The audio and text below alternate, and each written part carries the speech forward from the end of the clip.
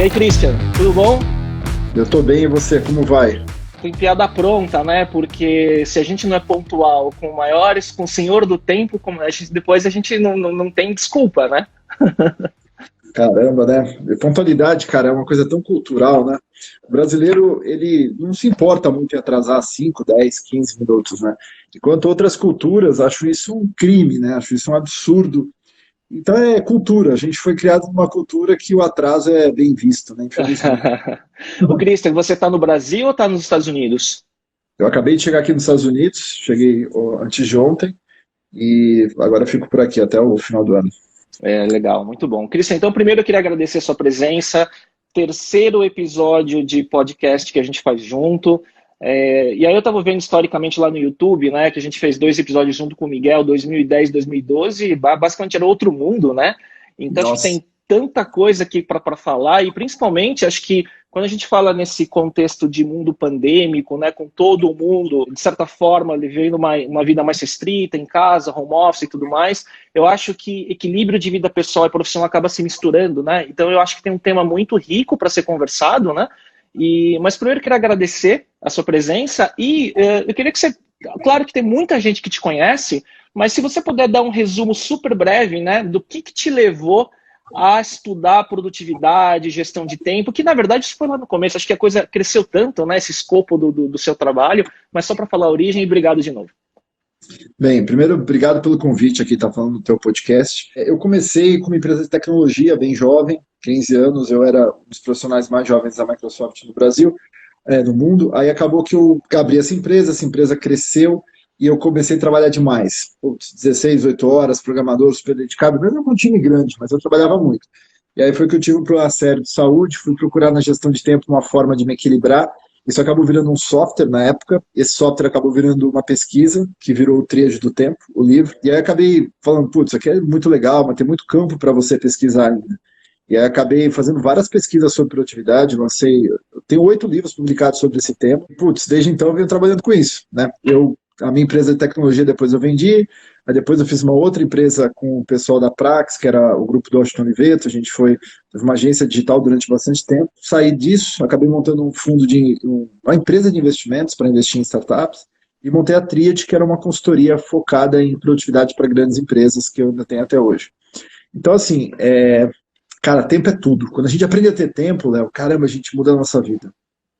E você tem que walk the talk, né? Porque acho que o seu dia a dia, né, a quantidade de projetos que você está tocando no seu momento, acho que pede tudo isso. A gente, nesse contexto de pandemia, como é que está, né, a demanda dos seus clientes, né? Porque basicamente o mundo virou de ponta cabeça, né? E acho que todo mundo, acho que num primeiro momento tentou entender como... achando que era um pouco passageiro e depois viu que era um pouco mais permanente, na pior dos hipóteses, uma coisa híbrida, mas que não volta ao que era, né? Qual que é a tua interpretação de tudo isso? E como que você tem aconselhado a seus clientes, a corporativos, pessoas, a lidar com o momento que a gente está vivendo? Claro que março foi uma queda muito brusca, então todo mundo falou, meu Deus, o que está acontecendo? Mas já em abril, a gente começou a ter uma demanda absurda para os temas de home office, para o tema de gestão de equipes remotas. A gente começou a ter mais demanda do que eu podia estar atendendo. Não só eu, os outros consultores. Então a gente teve assim, eu fiz nessa época, e desde março até agora, quase 100 palestras online. Quase 100 palestras. Teve dias que eu fiz 4 palestras, 4 papos, né, com empresas ou pequenas consultorias para clientes. Programas de consultoria teriam vários, eu recusei a maioria deles. Foi uma demanda muito grande, assim, inesperada, porque ninguém está pronto, né, Léo, para trabalhar remotamente. Então, assim, você às vezes fazer uma palestra, como fazer uma liderança remota em equipe. E aí você começa a falar de alguns termos, alguns conceitos, de, por exemplo, uma liderança mais distribuída, usar tecnologia para você fazer gestão de equipes. Quando você começa a substituir, por exemplo, o WhatsApp por outras ferramentas, e aí você vê que os líderes eles não estavam prontos para liderar equipes remotas. E a gente implementou muitos programas de home office no Brasil, para grandes empresas aí já há algumas décadas. E quando você falava de home office, era aquela coisa de tipo, tem que ter para constar na avaliação da revista. Mal necessário. Era o mal necessário, né? E assim, vou te dizer, quantos e quantos diretores não falavam assim, mas vem aqui falar comigo, presidente, mas vem aqui pessoalmente. E assim, pô, toda vez que você vai pessoalmente para algum lugar, aquilo está te consumindo tempo, aquilo está te consumindo energia. Então, assim, até poucos meses atrás, o pessoal adorava fazer uma reunião presencial, e eu sempre fui contra. Não contra, né? Mas eu falava assim, pô, se você não vai me cheirar, não vai me agarrar, não vai me beijar, qual é a diferença de fazer a reunião, fazer online, né? Mas os caras insistiam, não, vem aqui e tal. É a vida. E daí, assim como o uso do digital, da tecnologia, para as empresas de varejo, a omnicanalidade, né? Então, quer dizer, esse processo acelerou muito, e aí eu vejo pela minha agência também, né? As empresas de indústria com varejo, quem não estava preparado teve que virar do dia para a noite, senão era varrido do mercado, literalmente, não ia vender. No seu caso, quando você fala da sua consultoria, o seu framework, você sente que seu framework foi colocado à prova? Do tipo, puta, agora que tem que funcionar em outro formato, e aí a demanda vem, né, dos seus clientes e tudo mais, buscando ajuda, né, porque você é a referência, né? Como que você sentiu isso, assim, né? Porque aí não era mais uma coisa opcional e virou uma coisa mandatória, né? Como que você vê essa implementação? Para a gente não mudou muito, né? Eu vi empresas que estavam passando por uma transformação de cultura mesmo. A gente teve um cliente, vou até citar, não gosto muito de citar o nome de cliente, mas esse foi bem bacana, foi um projeto legal que foi a Brasil Prev. Eles, pô, uma empresa gigante, que de repente, do dia para a noite, tiveram que tirar todo mundo do escritório e passar para todo mundo online, mas a cultura deles não estava tão forte para isso ainda. Como não só com eles, como vários outros clientes, a cultura não estava forte, né? Então, obviamente, eles tiveram que aprender a fazer esse trabalho remoto. E eles estavam no meio de uma transformação de pesquisa para entender o que era a nova cultura, para fazer uma mudança, e aí veio o Covid e mudou tudo isso. Então, assim, como a Brasil Prev, vários outros clientes nossos, eles começaram a repensar o que estamos fazendo, por que estamos fazendo e de que forma estamos fazendo. E aí um framework como o Triad, ele é um padrão que ajuda a empresa a ter as bases. Então, como que eu vou planejar em equipe? Como que eu vou priorizar? Como que eu vou medir as métricas desse resultado desse trabalho? Então, assim, a gente começou a cair como uma luva dentro dessas organizações. Então, assim, foi um momento onde a gente tinha mais trabalho do que realmente tempo para atender. Por mais que disparasse entre os consultores, quando a gente fala de um processo desses, bem tailor-made, né, onde você vai olhar o cliente especificamente e dar uma solução, você não consegue com qualidade atender 100, 200 empresas. Para isso a gente criou um programa para pequenas e médias que é o ELS. No ELS, que é Empreender com Liberdade e Segurança, eu falo desses princípios voltados para a empresa que tem 2 funcionários, que tem 5 funcionários. E ali a gente pode atender num volume maior. Mas para a grande empresa, você não tem como fazer isso. São processos muito complexos, são estruturas muito, às vezes, gigantes para você mobilizar. Né? Então você precisa ter realmente uma atenção. Então dá para fazer. E vou ser bem honesto com você, Léo. Eu tinha vendido a empresa, né, a Triad, há 2 anos atrás, e aí a gente veio isso, a empresa que me comprou, eles estavam atendendo algumas coisas, eu atendi outras demandas, e eu não estava muito afim mais de fazer isso, cara. Eu fiz isso nos últimos 15 anos da minha vida. Pô, eu trabalhei com mais de 500 das maiores empresas brasileiras, né? Então, e outras internacionais pra caramba, aqui nos Estados Unidos algumas, Suíça, Japão, cara, fui para muito país trabalhar com produtividade. E aí eu falei para mim, pô, já deu, cara. Aí eu pensei assim, o que eu quero fazer agora, né? Onde que eu vou brincar? E aí, Léo, comecei a pensar o seguinte, cara, o que eu gosto? Eu gosto de programar, gosto de tecnologia, sempre gostei, nunca vou largar a produtividade. E aí eu comecei De volta à sua origem. Cara, total. E aí eu recriei uma empresa de software. Então eu recriei uma fábrica de software durante a Covid. Essa fábrica de software, ela está criando alguns produtos. Um deles foi o LS. Então a gente criou todo um software que a gente lança agora para gestão de pequenas e médias empresas. E tem todo o conteúdo por trás, mais de 100 horas de conteúdo. Foi um projeto excepcional e vai ter muito crescimento esse projeto ano que vem. A gente criou uma startup nova chamada Fandoni. A Fandoni é uma área de membros super inteligente, com vários recursos bem bacanas, inteligência artificial, tá bem legal. Esse final de ano estou bem animado que a gente vai fazer um produto da Triad, que é o melhor ano de todos. A gente vai lançar pela Fandoni, um pagamento pela Fandoni. Então, a primeira vez a gente vai testar, eu tô sempre animado, cara. Mas aí a tecnologia, e você está desenvolvendo produto digital, mas aí o fim dele, o propósito, o fim, ele é ligado à produtividade, gestão do tempo e tudo isso? Ou ele é diverso? Tem outros territórios também? Tudo que eu toco, eu vou botar produtividade. Então, eu vou ver uma forma melhor de estar fazendo aquilo, de trazer indicadores para o cliente, de usar inteligência artificial. Mas esses dois, especificamente, eles são produtos que não tem nada a ver diretamente com produtividade. Mas, por exemplo, o professor que quer criar um programa online de treinamento, de educação, aquilo ali vai ser muito mais produtivo do que qualquer concorrente nosso. Entendi. Então você junta essa escala de gerar conteúdo, curso online e tudo mais, só que numa plataforma cujo processo, workflow e tudo mais deixa você mais produtivo para esse fim, então. Exato. Então o cara ele tem, toda a gestão da plataforma dele fica de um jeito muito mais prático para ele fazer. Isso porque a gente estava fazendo gestão de várias plataformas em vários lugares, né? A gente tem muito conteúdo. E aí o que acabou acontecendo foi que a gente gerenciava um monte de plataformas, né? E aí o que acabou acontecendo foi que a gente começou a falar, cara, a gente está perdendo muito tempo com isso, está ficando complexo, mudar, fazer design diferentes, layouts diferentes. A gente falou, pô, vamos fazer o nosso e vamos resolver isso. Então a gente fez. E vou lançar um concorrente da Vimeo no Brasil.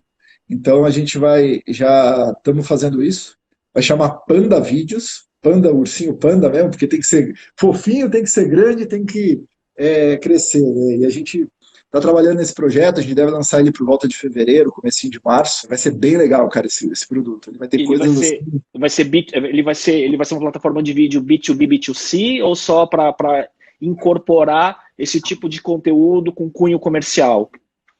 Os dois. A gente vai poder, por exemplo, se você quiser montar eu quero criar um canal meu de vlog fechado para assinantes com uma qualidade de vídeo melhor. Você pode fazer, quero fazer o live stream para, tipo, eu estou fazendo aqui, eu quero sincronizar direto do Instagram, direto para o nosso, vai poder fazer. E a gente vai ter um monte de recursos, que eu não vou ficar falando aqui agora, porque o produto já está no comecinho.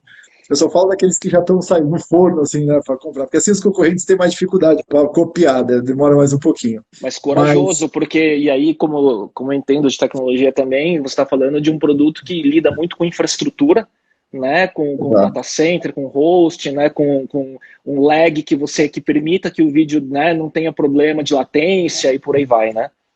Então, para isso a gente montou uma equipe punk, né? O meu sócio nesse projeto é o Daniel Lafraia, que é o cara que fundou a Vagalume. Então ele é um dos sites mais acessados da América Latina hoje, né? Ele já recebe por mês quase 2 milhões de pessoas aí, visitantes únicos dentro do Vagalume. Ele já faz streaming de áudio, né? E agora de vídeo também. Então, assim, ele já é um cara com know-how de infraestrutura muito bacana. E a gente chamou pessoas para o time que já tem uma experiência em vídeo muito grande. Então a gente está chamando pessoas que já fizeram isso no passado e que conhecem essa plataforma. E a gente está realmente trabalhando bastante para reduzir latência, para a gente conseguir fazer um produto bem bacana e com recursos top, cara. Estou bem animado com muito legal. O Christian, me fala uma coisa, eu tenho visto as suas newsletters, né? Você está fazendo um conteúdo super legal, tem por e-mail e tudo mais. Eu tenho visto que você está falando muito sobre o futuro, né? O futuro do trabalho, o futuro das cidades, né? Como que esse novo contexto acelerado, junto com tecnologia, junto com mudança de comportamento, vai moldar esse futuro próximo, né? E isso até direciona para os conteúdos que você está gerando de uma forma mais densa, mas eu queria que você desse um teaser do que você está vendo, cara? Como que você olha, né, o futuro, principalmente do mercado de trabalho, formatos, novas tecnologias, o que você vê para os próximos 3 anos? Porque quem consegue conectar os pontos das tecnologias emergentes e ver o ponto de inflexão de tudo está indo, né? A gente consegue enxergar porque as pessoas falam, puta, mas ainda tem que usar Zoom para fazer reunião, só que o cara não vê que daqui a um ano, com 5G, com a banda larga mais rápida, né, com tecnologia de vídeo com codecs melhores e tudo mais, você vai estar praticamente vendo uma pessoa em tempo real na tua frente, quase que holográfico, né? Isso não está muito longe, né? O que você vê para esse futuro e como que vai mudar e que mercado cresce, que mercado encolhe, como que é o resumo disso para você? Em 2017, eu comecei a brincar com inteligência artificial, por hobby. Em 2018, eu fui fazer um curso de extensão no MIT de inteligência artificial. E aí eu estava escrevendo um livro que eu ia chamar de inteligência artificial, que eu resolvi mudar essa história. E estou chamando de agora produtividade 4.0, porque é a união dessas coisas. A produtividade ela evoluiu de uma forma bem diferente de quando eu comecei lá atrás, em 2001 para 2002. A gente está falando de uma nova produtividade. Não é mais apenas você aprender a planejar, você aprender a dizer não para os outros. Isso já passou. Claro que continua, a gente tem que aprender isso, tal, etc. Mas é muito maior hoje em dia. A gente tem que aprender que, por exemplo, a gente tem que ter uma automação, né? Ou seja, que a gente pode usar softwares que podem ajudar a gente a ganhar muito tempo. A gente pode hoje fazer tanta coisa que a gente pode realmente estar economizando tempo na nossa vida, que não basta apenas ter uma visão da produtividade. Então, isso, eu comecei esse trabalho. E a partir daí você começa a ver o seguinte, tá, e para onde o mundo está indo, né? Que é exatamente essa tua pergunta. E aí, naquele curso do MIT, em contato ali com alguns professores, caras que estavam na reunião da inteligência artificial, sabe, quando foi lá em 1956, os caras discutindo sobre o computador inteligente e tal, e ali falando com a gente, você fala, caramba, né, olha só, não é uma coisa do dia para a noite. A gente fala que a inteligência artificial, ela é uma coisa de 1954, né, então, ou seja, tem algumas décadas que isso está acontecendo. E aí vem a tua conexão. Tudo que está acontecendo hoje, tudo que foi feito há 10 anos atrás, está começando a entrar no mercado agora, está começando a virar o conceito de amanhã. Então, se as pessoas hoje elas não entendem o contexto que elas estão vivendo, elas não entendem o que está rolando em tecnologia, o que vai acontecer, elas não vão estar preparadas para amanhã. E quando elas vão ver, elas estão simplesmente vão ser assim soterradas, cara, pela tecnologia, por coisas que vão estar acontecendo. Então, assim, a gente tem que parar para entender o que está rolando. Eu vejo como amanhã é o seguinte: primeiro, menos necessidade de mão de obra da rotina, né? Até um pouco de nível de inteligência. Quando você pega, por exemplo, próprios programadores, né? A gente hoje fala de um GPT-3 que você fala com a máquina, ela interpreta o que você está falando e ela pode gerar um código para você. Então o pessoal fala hoje de low code, né? Ou seja, low code, onde você não precisa mais saber programar, você simplesmente arrasta as coisas, cria as condições como se fossem macros no Excel. Só que daqui a alguns anos, a gente vai estar falando de speak code, ou seja, eu falo e ele codifica. Então, assim, aquele programador, aquele cara que faz aquela coisa básica, aquele júnior, ele não vai ser tão necessário assim. Simplesmente alguém vai falar e já vai fazer um código. Então, a gente vai estar precisando de outros níveis de programação. Fala programação porque o pessoal fala assim, a única área que não vai ser afetada é TI. Todas as áreas vão ser afetadas. Porém, Léo, não é que vai acabar o emprego. O pessoal fala assim, vai acabar o emprego. Vai acabar o emprego para quem não sabe aprender a aprender.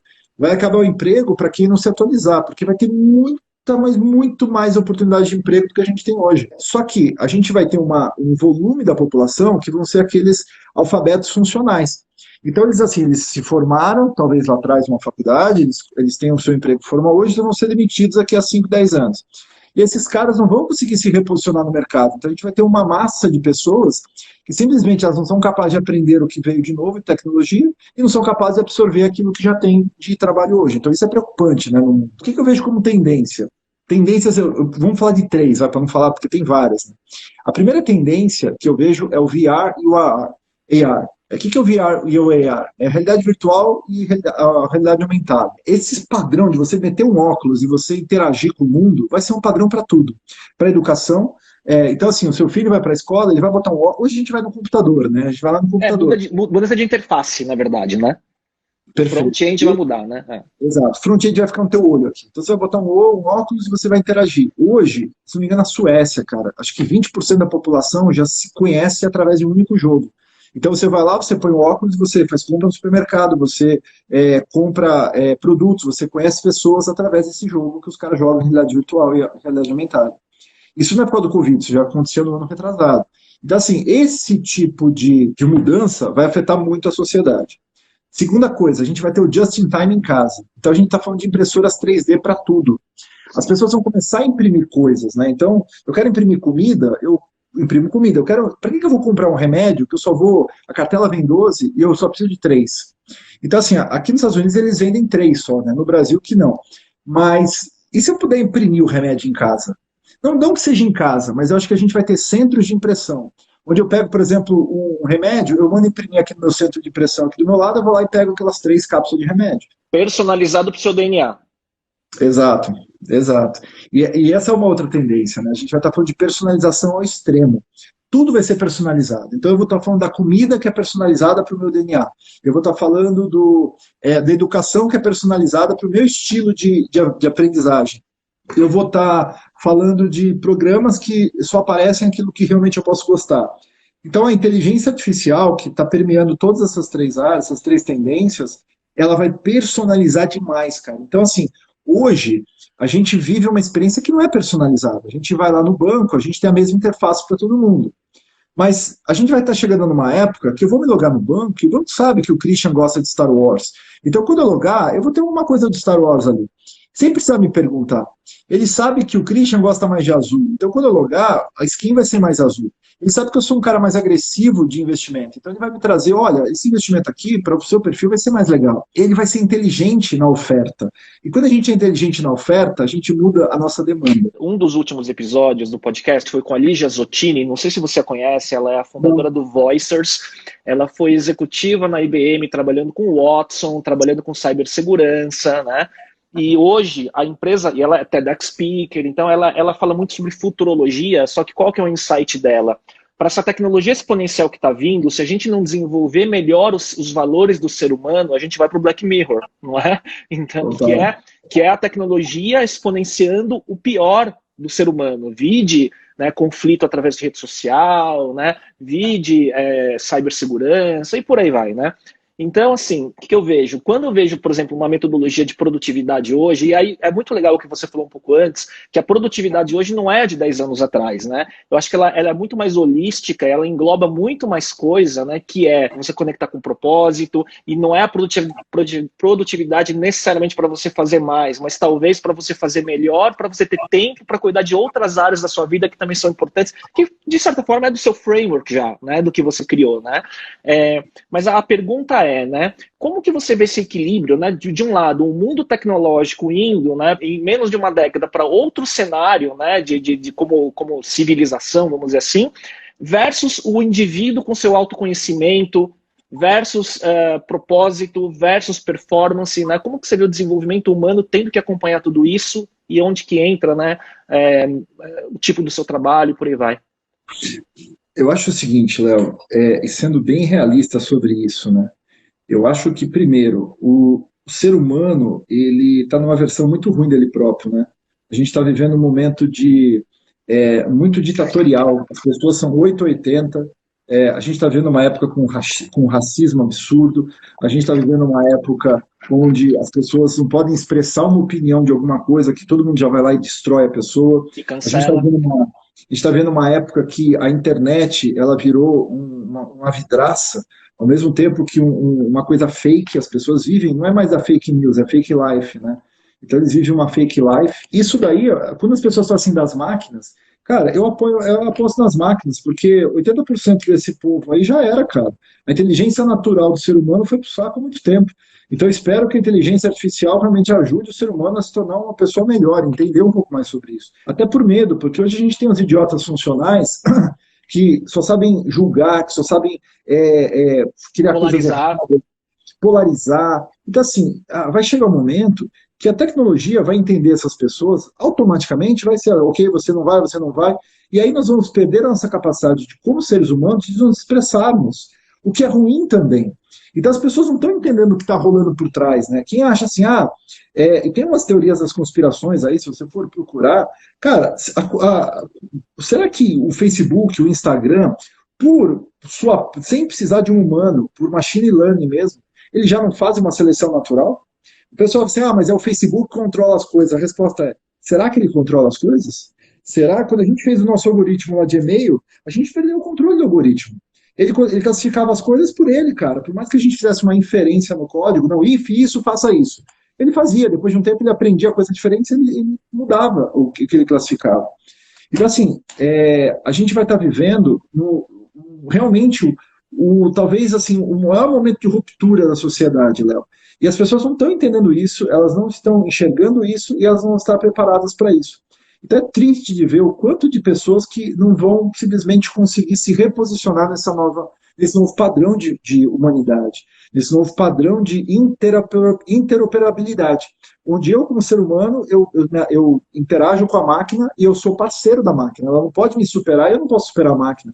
Nós somos parceiros que a gente coabita um com o outro. Então, assim, a produtividade, ela desde os seus primórdios, o princípio dela foi sempre trabalhar menos e fazer mais. Entrar em equilíbrio, trazer seu propósito de vida. Eu falo de propósito na tríade desde 2003, né? E está lá. Agora, a gente viveu um mundo tão de fake news, de fake life, que as pessoas fazem o quê? O propósito virou uma coisa como emblemática. As pessoas falam tanto de propósito hoje, E a maioria que fala, poucos vivem o seu propósito real, né? Então é um fake life total. E aí você acaba vendo assim, tipo, será que você tem que viver o padrão que a sociedade impõe para você? Será que você tem que realmente acordar às 5 da manhã para fazer a sua vida funcionar melhor e coisa do tipo? Inclusive, pesquisas hoje já mostram que acordar às 5 da manhã, por exemplo, para atletas, é uma coisa que perde a performance deles. Eu falei, caramba. Então, assim, quando você para olhar, a gente tem muita coisa para descobrir ainda, mas os seres humanos, eles querem botar a gente dentro de caixas. E o que a tecnologia está fazendo é a gente não ter uma caixa. A gente não é mais um grupo. A gente é único dentro da caixa. Nós somos individuais dentro daquele contexto. Então a tecnologia está entendendo a gente de forma individualizada, mas o ser humano quer colocar a gente de uma forma padronizada. E aí que está o perigo. Por isso que eu não gosto de, vamos fazer uma avaliação do DISC. Cara, o DISC é muito legal, pode funcionar, mas que se dane o DISC. Eu, uma hora, contratava pessoas na empresa só pelo DISC. O cara é analítico, contratava. Cara, que não serve pra porra nenhuma. No fundo, são pessoas. E quando eu colocava essas pessoas dentro de caixa, eu tirava o que era melhor dentro deles.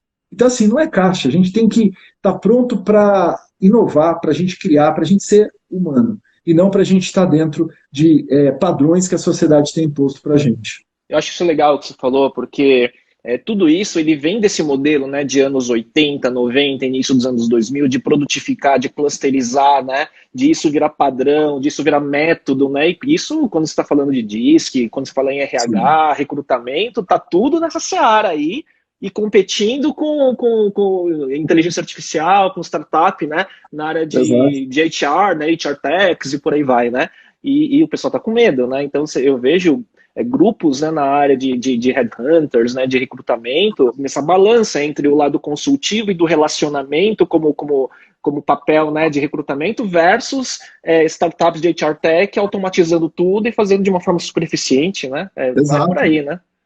Exato. As mudanças são tão grandes, são tão profundas, né? Ano passado a gente foi ver aqui uma startup com o Master Eagle, com o nosso grupo lá de mentoria, e a gente foi ver uma startup que era justamente isso. O que eles faziam? Eles olhavam para benefícios de forma individualizada. Então a empresa tem um plano de saúde, aí você vai lá ter um plano de saúde, mas essa empresa fazia o que? Olha, Christian, você que tem ferro alto, você deveria fazer isso aqui, procurar esse especialista, entender esse tipo de coisa. Então o que eles faziam é fazer com que as pessoas usassem melhor os planos, individualizando cada um deles, e não colocando todo mundo na mesma seara. E essa startup cresceu pra caramba, a gente acabou não entrando, investindo, hoje ela, bateu quase 100 milhões de valuation, aí estava em 15, eu acho, de dólar. Então, assim, quando você vê o crescimento de uma empresa como essa, a gente está vendo que a tendência mesmo é cada vez mais a gente tornar as pessoas mais produtivas de forma individualizada, de forma personalizada e de uma forma que a própria pessoa se autodesenvolva.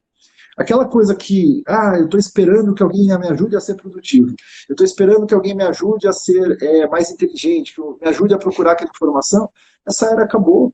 Entende? Quando o meu filho vira para mim e fala assim, pai... Ou que a empresa me provenha tudo isso, a empresa me dê treinamento, me dê ferramenta, não é? As pessoas ainda querem que os outros façam por você, né? Eu acho que isso vem da escola, que você espera que a professora te dê uma matéria para você ir lá e passar uma prova. Então as pessoas estão esperando, olha, me dá um conhecimento que eu vou estudar e vou trabalhar melhor para você. Essa época já era. Essa época passou, isso aí é profissional limitado. Né? A gente tem que olhar totalmente assim, ó, de uma forma horizontal, vertical, perpendicular, aeroespacial, a gente tem que fazer todos os contextos a gente tem que ter essa visão. Então não é mais estudar para passar na prova, o que eu posso aprender de verdade para começar a ter um resultado diferente dentro da minha vida e da minha rotina. Então, assim, eu fui estudar para essa coisa da produtividade 4.0, eu fui estudar, por exemplo, como aprender a aprender. Como que eu posso aprender de uma forma mais eficiente, mais rápido, mais fácil? Como que eu posso aprender de uma forma mais acelerada? É melhor, por exemplo, eu ler um texto e depois fazer um teste antes de ler o texto, né, o que já comprovadamente é melhor.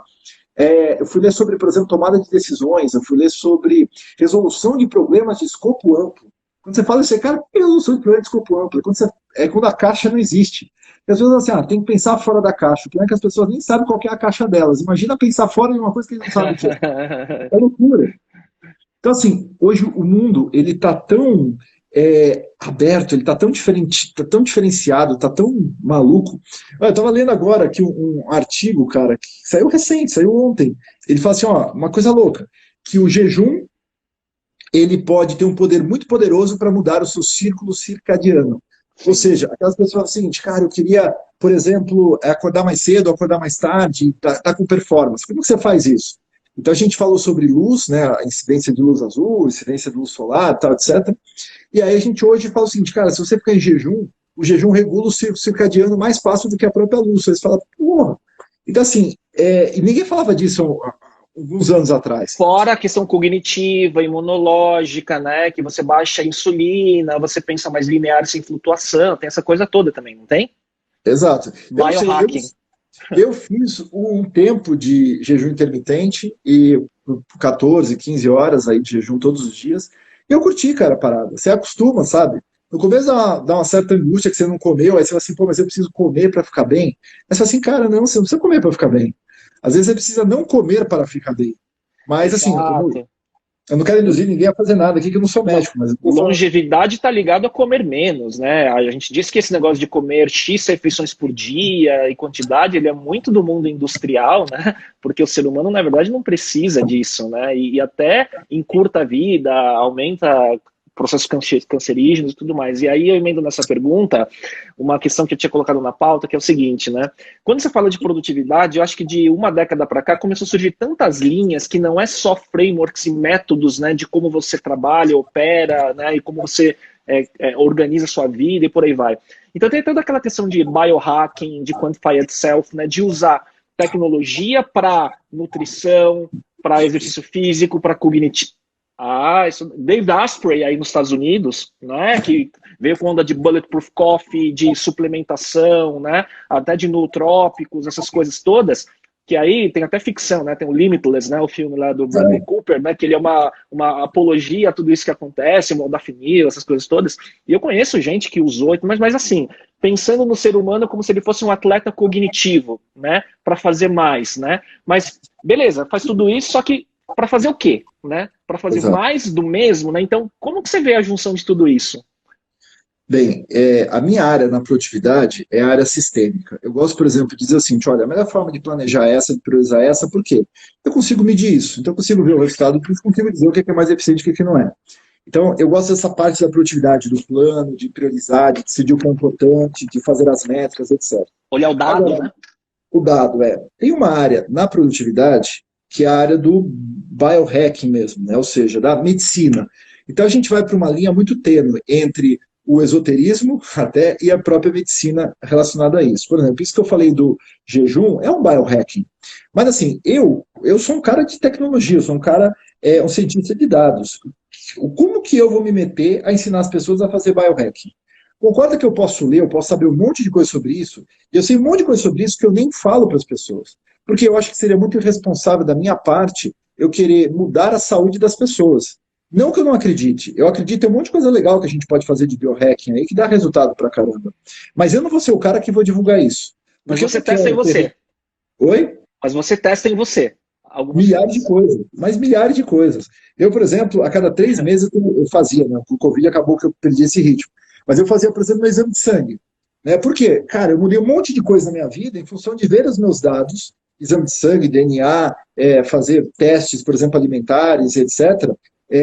Cara, eu mudava a minha alimentação ou adicionava alguma coisa e via um resultado com relação a isso. O problema é o seguinte, tudo isso é teste, né? Então, por exemplo, quando a gente fala do Bulletproof Coffee, a gente já sabe que aqui nos Estados Unidos já começaram a aparecer vários indícios dos malefícios disso para a saúde. Porque era muito novo, né? É uma coisa nova, que realmente dá um boost de energia, dá. Aí você tem o problema do vício da cafeína, você tem um problema estomacal, que ele começou a dar, ele faz a proliferação da bactéria, aquela que dá gastrite, que dá úlcera, esqueci o nome. Por causa da gordura, né? Excesso de gordura Então, associaram já. Agora, tudo isso pode ser verdade, pode ser mentira. A gente só vai saber isso dentro de alguns anos e com vários estudos médicos. Então, assim, eu acho que o biohacking é legal, mas é perigoso. Então, assim, se as pessoas, porque a maioria das pessoas não são que nem a gente. Você é um cara que gosta de testar e você sabe o tanto e você sabe depois. Eu sou um cara que, se eu testar uma estratégia de biohacking, eu vou ter meus indicadores antes, vou ter meus indicadores durante, vou ter meus indicadores depois. Então, assim, eu sou capaz de me autoavaliar, entender se está fazendo bem para o meu corpo ou se está fazendo mal. Pelo menos com os indicadores que são visíveis. E agora, a pessoa que só acredita nisso, a pessoa fala, eu vou tomar agora óleo de coco com hortelã, com chiclete, com CBD, porque agora eu vou ficar mais discreto. E a pessoa virou uma bruxa. Tá louco. São os bruxos modernos, entendeu? Só vai lá, põe no caldeirão o cacete A4. Então, assim, eu acredito muito que o biohacking vai ser uma das áreas que mais vai se desenvolver nos próximos anos. A gente vai estar vendo cápsulas de inteligência, nós vamos estar vendo dispositivos, nanodispositivos que você vai implantar na sua pele, vai implantar no seu cérebro, vai implantar no seu olho, para fazer um supercorpo, funções cognitivas maiores, né? Mas é o que você falou, Léo. Para que eu quero tudo isso se eu não sei nem para onde eu vou? Exato. Para andar mais para o lado errado, né? Para produzir mais para um lado que não me leva para o meu caminho, para minha felicidade, para o meu equilíbrio, né? Mas eu assim, com esse negócio do viés empreendedor, de assumir muitos compromissos, falar sim para muita coisa, tem gente que usa a produtividade e o biohacking, né, só para fazer mais coisas para depois lá na frente entrar num burnout. Exato. Porque onde vai desembocar é isso no final, não é? E a gente tem que ter o seguinte, você não precisa trabalhar mais para ganhar dinheiro, para ter mais resultado. Muito pelo contrário. A gente precisa trabalhar de forma mais inteligente, trabalhar de forma mais priorizada, mais planejada. Cara, eu nunca tive tantos projetos na minha vida. Eu estou fazendo agora a mentoria da Produtividade 4.0, que eu tenho que preparar material, gravar material, dar aula ao vivo. É um conteúdo extensivo, coisa que eu nunca falei. Estou refazendo um outro produto nosso, que é o Seu Melhor Ano de Todos. Estou gravando as aulas, já estou planejando os vídeos de venda desse produto. É muito conteúdo, mas muito conteúdo mesmo. E assim, fora as startups, fora o que eu já fazia para a Tríade, fora o que eu tenho que fazer aqui. Então, assim, é muita coisa. Eu nunca tive tanta coisa para fazer. Agora, não adianta eu querer pegar e fazer todas essas coisas no mesmo dia. Não adianta. Então, o que eu estou fazendo? Eu estou começando a fazer o quê? Olha, isso aqui é para esse dia, isso aqui é para aquele dia, isso aqui é para aquele dia. Planejamento, acabou. E aí equipe, delegar, né? E por aí vai, né? Eu estou negando muita coisa. Então, assim, convites, faz uma live, faz não sei o que, tal. Eu tenho negado a maioria das coisas para conseguir focar em coisas que eu quero fazer, que eu preciso fazer, não é nem que eu quero, eu preciso fazer. E é isso, cara, evento, por exemplo, palestras, tal, eu tenho negado coisas. Então, às vezes a gente vai ter que abrir mão de algumas coisas para a gente não dizer sim para tudo, porque você dizendo sim para tudo, você vai se prejudicar naquilo que precisa ser entregue de verdade. Ponto. Não, e esse negócio do palestra, do live, e aí você falando isso, eu volto a agradecer pelo seu tempo para passar essa hora batendo esse papo, mas tem essa falsa sensação de, porque não tem deslocamento para dar uma palestra e tudo mais, é mais fácil, né, de aceitar, né? Pelo contrário, né, você acaba se comprometendo com mais ainda, né, e daí acaba que, né, enfim, a vida inteira. Para mim hoje, por exemplo, eu ando com um problema nas minhas cordas vocais. Então, assim, eu venho aqui, eu falo contigo uma hora, que aqui a gente está fazendo uma entrevista, mas se eu dou uma palestra uma hora só eu falando, cara, chega no final dessa uma hora, eu estou esgotado, de cansado, parece que eu falei 20 horas seguidas. Então isso está me matando. Eu vou ter uma live na sequência com o meu sócio, da Many Content, que a gente já tinha marcado. Então, assim, mas é entre dois. Então, assim, em vez de eu falar uma hora aqui, eu estou falando meia hora aqui, meia hora lá, que vai dar uma hora. Mas isso me prejudicava. Antigamente, eu conseguia chegar aqui para gravar, por exemplo, vídeo, eu gravava 6 horas seguidas. Agora, se eu gravar 2 horas, eu tenho que parar e ir para o dia seguinte, senão eu vou matar minha garganta. Então, assim, a gente tem que entender quais são os nossos limites e adaptar a nossa agenda para esses limites. E a partir desses limites e dessas adaptações, entender qual vai ser o nosso delta aí de entrega. Eu vou conseguir entregar isso para esse tipo, para esse padrão de tempo aí, para esse volume de trabalho que eu tenho que fazer. Cara, não tem jeito. Para quem tem o DNA empreendedor, pensamento rápido e tudo mais, a gente está sempre sendo colocado à prova para falar não, né, quando é necessário, né? Christian, a gente está indo para os 15 minutos finais. Eu tenho umas curiosidades aqui, para papo nerd. O que você está explorando aí de novos gadgets, devices? Quais são os seus brinquedos da vez? O que você está fazendo com isso? Não sei se tem algum gadget novo, sim. Aplicativo, jogo, whatever. Cara, eu tô muito assim, aficionado por automação, né? Então eu tenho brincado muito com Python para fazer N coisas. E às vezes dá certo, às vezes não dá certo. Código. Então brincadeiras tipo de automatizar, a gente tentou inserir as pessoas direto no grupo do Telegram via Python, não deu muito certo. Depois, brincadeiras, né? Por exemplo, eu tô velejando.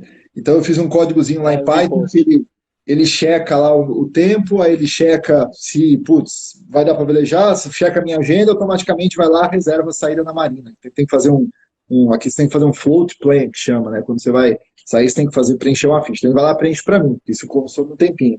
Coisas assim, automação. Mas hoje eu estava aqui pensando o seguinte, amanhã é Black Friday.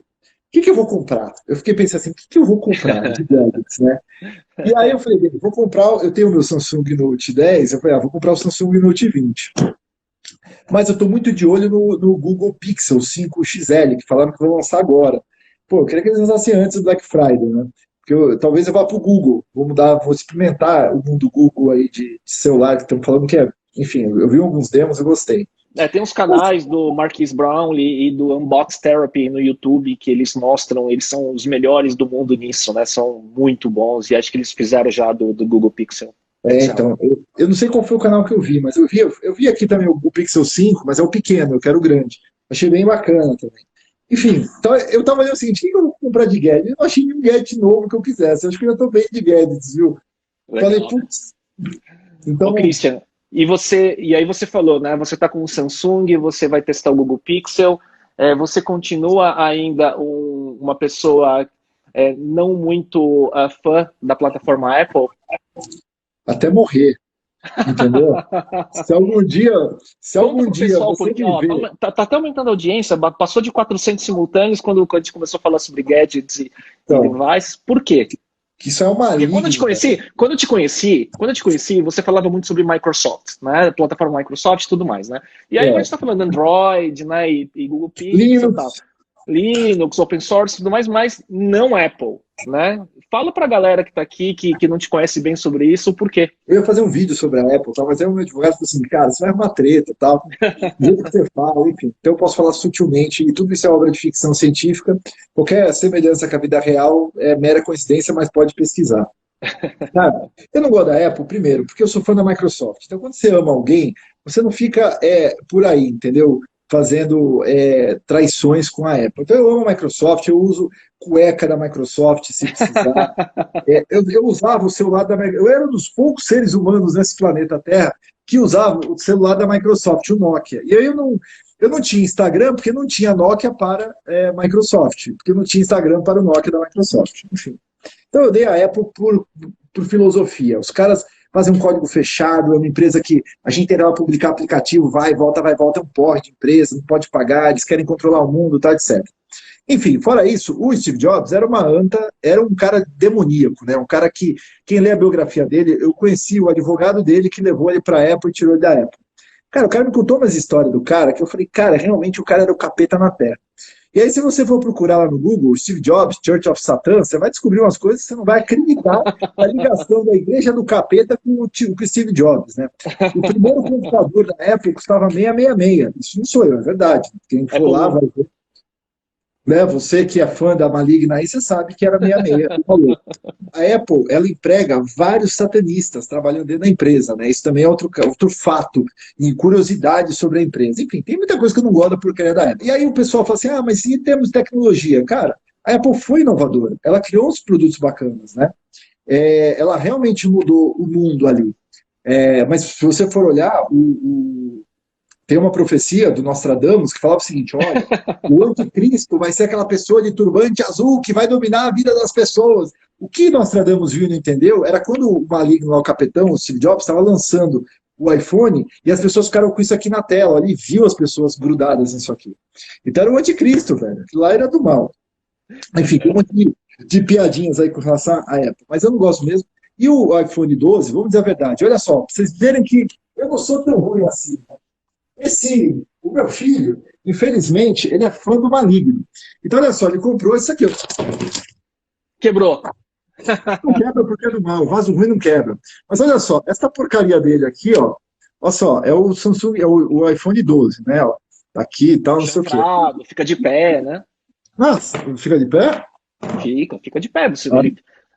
Tá, eu não sei. Isso aqui me dá até nervoso de usar isso aqui. Isso aqui não. Ele comprou esse lixo aqui, entendeu? Porque ele é um cara teimoso, ele gosta, tá? Não posso fazer o quê, né? Então ele comprou. Eu acabei de quebrar o iPhone dele aqui.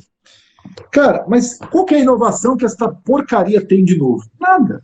Isso aqui não inovou porcaria nenhuma. A câmera é um lixo, não é verdade? A câmera é um lixo. O design dele parece, sei lá, voltou, retrô, de bagulho feio. Não teve nada demais. Não vem o carregador. Ou não vem carregador, ou o que vem no lixo? Vem isso aqui, os caras economizando até desse trequinho aqui. Cara, enfim. E as pessoas vão lá, fazem fila, tal, não sei o que, não tem nada de inovador nisso aqui. Então, assim, coitado, ó, até a caixinha que era bonitinha antes, agora parece uma caixa qualquer, ó. Ó que lixo. Enfim, vou ter que levar para ele aí quando for pro Brasil. Muito bom, Bom, é isso Cristiano. aqui, ó, Samsung. Muito bom. Cristiano, projetos atuais e próximos passos, resumo do que basicamente acho que você falou, né? Que você começou tanta coisa na pandemia. É engraçado que muita gente parou para fazer uma autorreflexão, né? Limpou projetos que não estavam funcionando, começou coisas novas. Eu reativei um projeto de conteúdo como esse também. Um resumo, o que vem pela frente? Cara, eu vou estar mais e mais e mais envolvido com produtividade e tecnologia. Então, eu vou estar voltando às minhas origens aí, fazendo várias startups de tecnologia que eu vou estar tocando, liderando, sendo CTO. Eu não vou voltar a programar, né, profissionalmente, mas estou brincando com isso. Até porque, como eu estou liderando algumas empresas da tecnologia, eu tenho que entender. Então, o que é como escalar hoje, o que é um back-end novo, o que é um front, porque mudou, né? Quando eu Sim. comecei em 95, quando eu montei a fábrica de software, a gente tinha back-end, a gente tinha front-end, a gente tinha client-server, mas não como tem hoje, né? Hoje você tem tecnologias como, por exemplo, o próprio Python, como você tem o Node, como você tem o Vue.js, React. como você tem o React, particularmente o React Native, né, que é bem legal, mas o React para o Vue, o que você gosta? O que vocês têm usado mais, o React ou o Vue.js? React. Eu gostei da performance do Vue.js, viu? Eu tenho usado bastante, nada contra o React, a gente usa em algumas empresas também, mas é que tá, é tanta tecnologia hoje, que você pode fazer tanta coisa com as tecnologias, que você tem que entender onde eu posso fazer isso com essa tecnologia para ganhar tempo, onde eu posso usar isso aqui, senão você vira, eu já fui aquele cara neurótico de tecnologia. Eu dizia o seguinte, tudo tem que ser em C++, em C Sharp, tal, Sim, sim. eu fui um programador C. Hoje eu falo o seguinte, cara, quer fazer ganhar tempo para isso aqui? Usa Laravel PHP. Fantástica tecnologia, funciona bem pra caramba. Isso aqui usa Node. Isso aqui usa Python. Para isso aqui vai usar o Lambda da Amazon. Para isso aqui vai usar Kubernetes e outra coisa. Então, quando você vê, você tem hoje um Lego de coisas para você criar. Está muito complexo a tecnologia hoje em dia. Está muito complexo. Essa que é a verdade. Então, E isso para produto, né? E isso para criar produto, fora modelo de negócio, não é? Fora como que você escala o modelo de negócio Exato, e prova. exato. Enfim, tem N variáveis, né, que tem que ser Exato. criado, né? Perguntas finais, bate-bola, 5 perguntas. Eu não sei se você conseguiu dar uma olhada, mas essa pergunta, ela tá para todo mundo, mas para você é quase uma covardia, né? Mas um hábito ou rotina que é meio que sagrado no seu dia a dia. Ler. Não tem um dia que eu não leia. Só o dia que eu acho que eu morrer, eu vou parar de ler. Quais 3 apps que você mais utiliza? O OneNote, Microsoft OneNote, o Neutria e o Microsoft Outlook. 2 Microsofts. Um livro que você recomenda que não seja seu? Depende do que, né? Acho que o livro que eu estou lendo agora é o livro que é o mais legal. Eu estou lendo agora o livro How to Learn, Como Aprender. É o livro do momento, né? Vamos dizer assim, né? Um podcast, filme, série, algum conteúdo que você tem consumido que você recomendaria? Eu não sou muito de podcast, viu? Eu ouço alguns, mas eu não tenho muita paciência, porque eu não tenho hábito de ouvir podcasts. Eu ouço quando eu estou, às vezes, na academia, que eu não vou muito, e o resto não ouço. Mas assim, eu vejo muita série, então agora eu tô vendo. Eu tava vendo aquela do Gambito da Rainha, é bom, de xadrez, interessante, nada demais. Curtinho, né? Curtinho, né? Curtinho. Não muito bom. Eu vou ver a segunda temporada de uma série que eu adorei, que é o Altered Carbon. Eu não Eu sei sei como é que qual tá a é. segunda temporada. Não assisti, mas eu sei qual que é. Cara, o mundo vai ser que nem eles, ó. Acho que o mundo lá na frente vai ser assim. Você gosta de Enfim. Black Mirror? Cara, eu gosto, mas eu não vejo muito, sabe? É. Porque, não sei, aquilo lá me dá uma certa angústia. Você vê aqueles robôs da Boston Dynamics, sabe? Que tem no YouTube. Aí você conecta tudo e fala, puta, tamo ferrado, né, cara?